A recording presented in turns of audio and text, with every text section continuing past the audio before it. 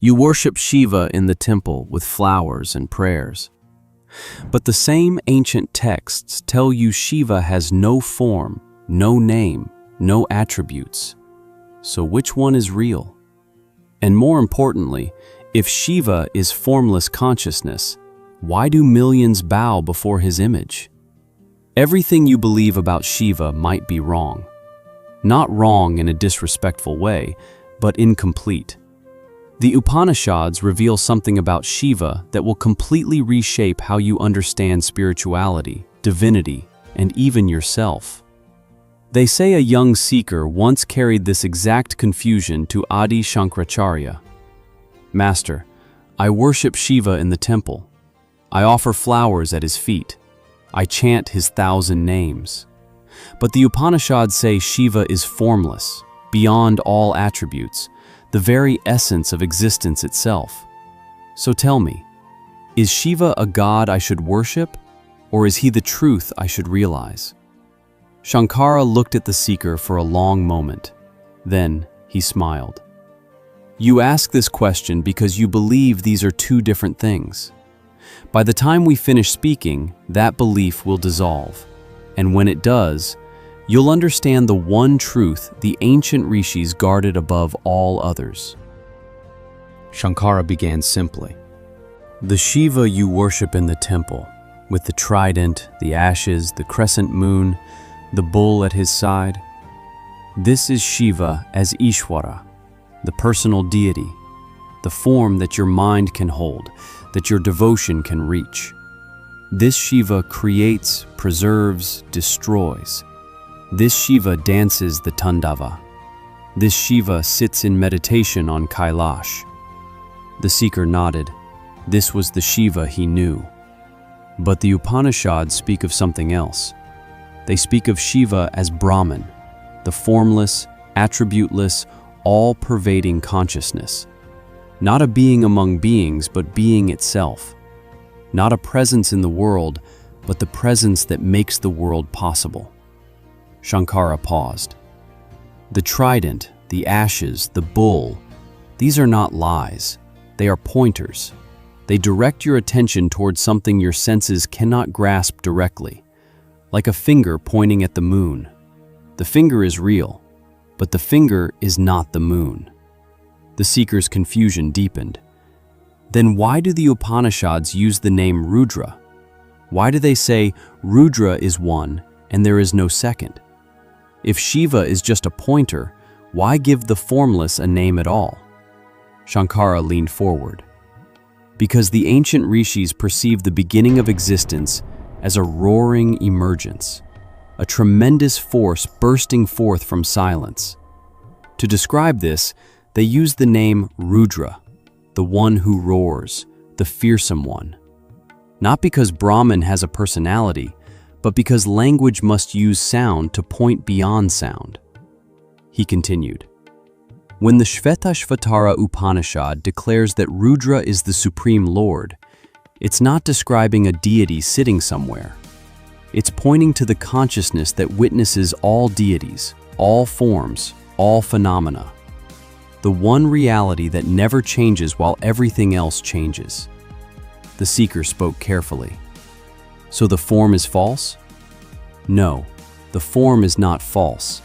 The form is real, but it's not separate from the formless. Think of the ocean and the wave. The wave has a shape. You can point to it. You can say, that wave. But the wave is not different water from the ocean. The wave is the ocean, temporarily appearing as a particular form. Shankara's voice became quieter. Just so, the Shiva you worship in the temple is Brahman appearing as form.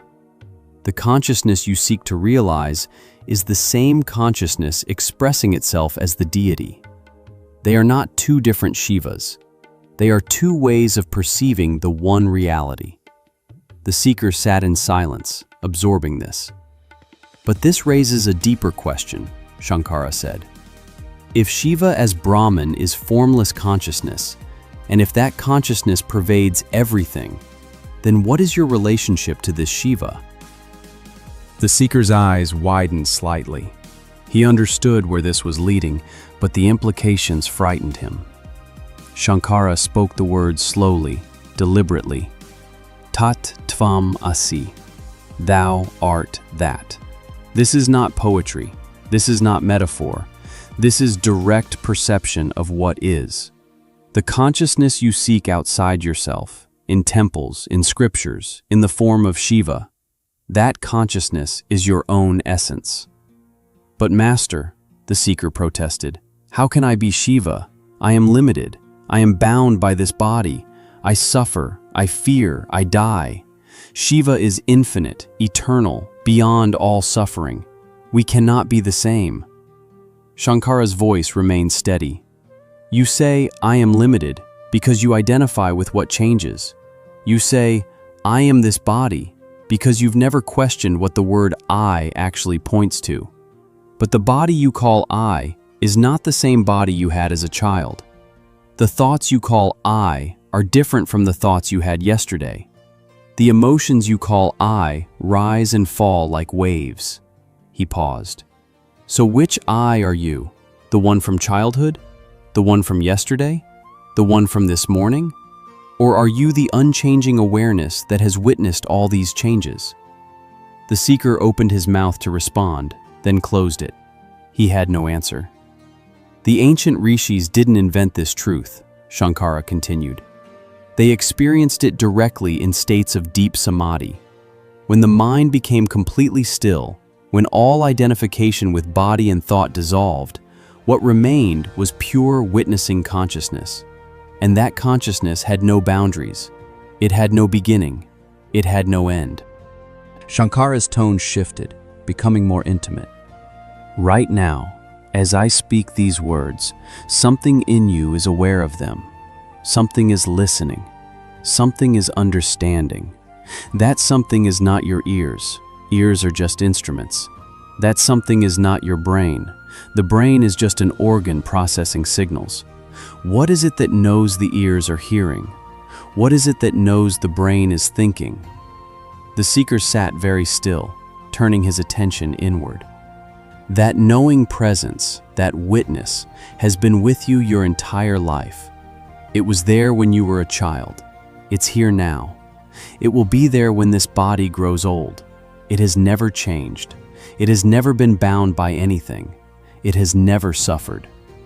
But I feel suffering, the seeker said quietly. You feel suffering because you mistake the witness for the witnessed. You identify pure consciousness with the body-mind that appears in consciousness. It's like mistaking the screen for the movie. The screen remains untouched whether the movie shows joy or tragedy. The screen is never burned by fire shown on it, never wet by water shown on it. Shankara leaned back slightly. The Shvetashvatara Upanishad declares this directly. He who knows that highest Brahman becomes Brahman himself. Not becomes like Brahman, becomes Brahman, because the separation was always an illusion. He gave a simple example. A man walks down a dark path. He sees a rope lying on the ground. In the dim light, he mistakes it for a snake. His heart races, his body tenses. He experiences genuine fear. But the snake was never there. The rope was always just a rope. The moment he brings a lamp and sees clearly, the snake vanishes. It doesn't go anywhere. It was never there to begin with. The seeker understood the analogy but struggled with the application. So my sense of being separate from Shiva is like seeing a snake where there's only rope. Exactly. The separation exists only in misperception.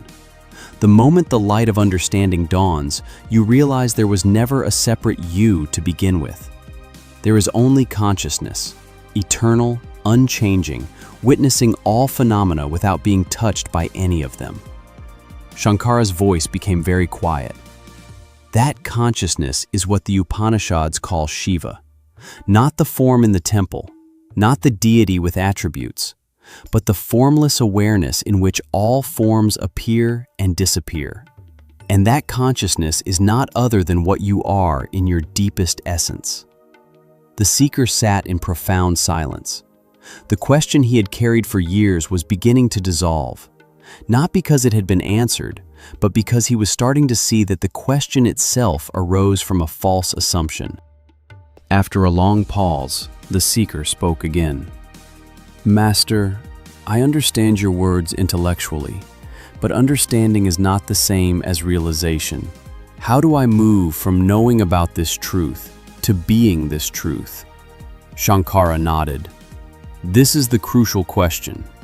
Intellectual understanding is the first step, not the final destination. You can know all the scriptures by heart and still remain bound. Knowledge must mature into recognition." He explained the distinction carefully. Knowing about Shiva is like knowing about fire by reading descriptions. Being Shiva is like being the fire itself. The first is information, the second is transformation.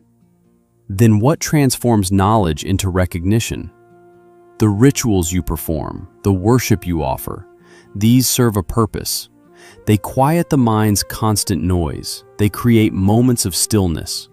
In that stillness, direct seeing becomes possible. But the ritual itself is not the goal.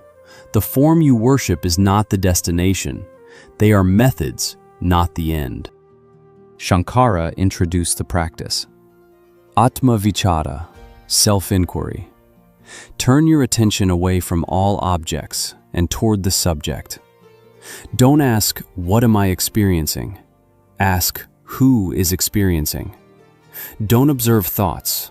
Observe the one who observes thoughts. The seeker tried to grasp this. How? Begin with negation. Neti, neti. Not this, not this. You are not the body, for you observe the body changing. You are not the mind, for you observe thoughts coming and going. You are not emotions, for you witness feelings rising and falling.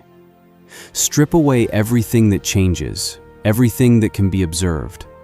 What remains when all false identifications dissolve? The seeker closed his eyes, attempting the practice right there. I don't know.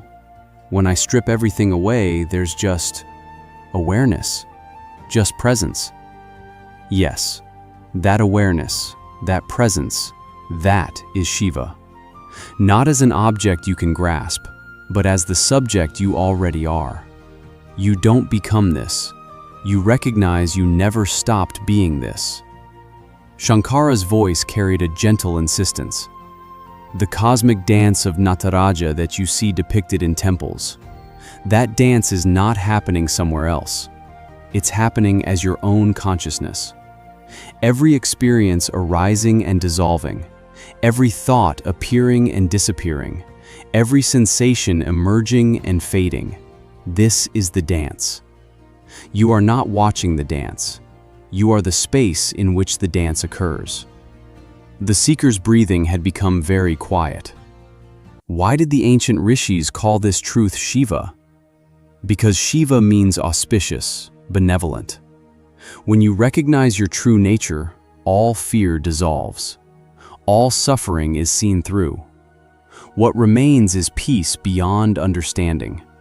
Not the peace of pleasant circumstances, but the peace that underlies all circumstances, the unchanging ground of being.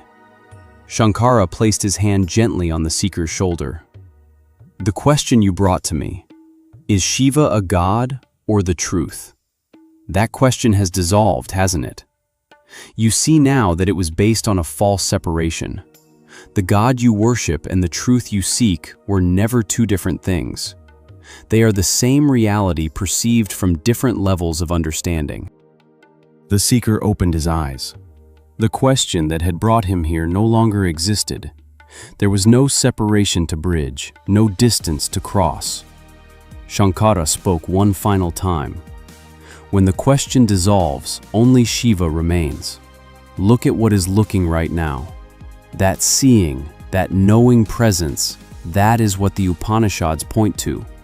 Not something to attain, something already present, already complete. The seeker bowed, not to the teacher, but to the truth that had always been his own essence.